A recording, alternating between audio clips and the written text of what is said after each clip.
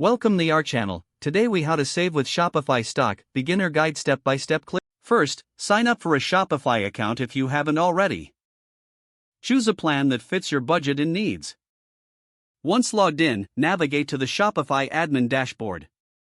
Locate the Products tab on the left-hand side. Click on Products to view your inventory. Next, click Add Product to start listing items for sale. Fill in the product details such as title, description, and images.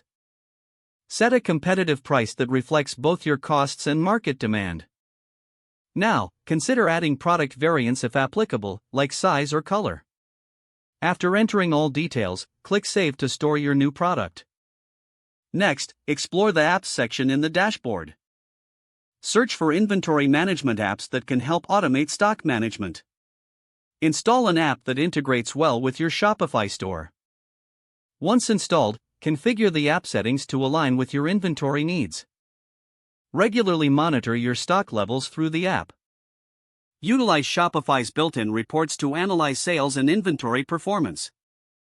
This will help identify which products are selling well. Consider purchasing excess inventory during sales or from suppliers at a discount. Use Shopify discounts and promotions to clear out slow-moving stock. Finally, keep your product descriptions and images updated to attract buyers. By following these steps, you can effectively save with Shopify stock. If the page does not load, refresh the browser or try again in a private or incognito window. Make sure you are using the correct email address, then retype it carefully to avoid small typos. If your password is not accepted, use the reset option and create a new strong password you can remember. Check your spam folder for verification or security emails, then complete any requested confirmation steps. Enable two-factor authentication if available to improve account security and reduce unauthorized access risk.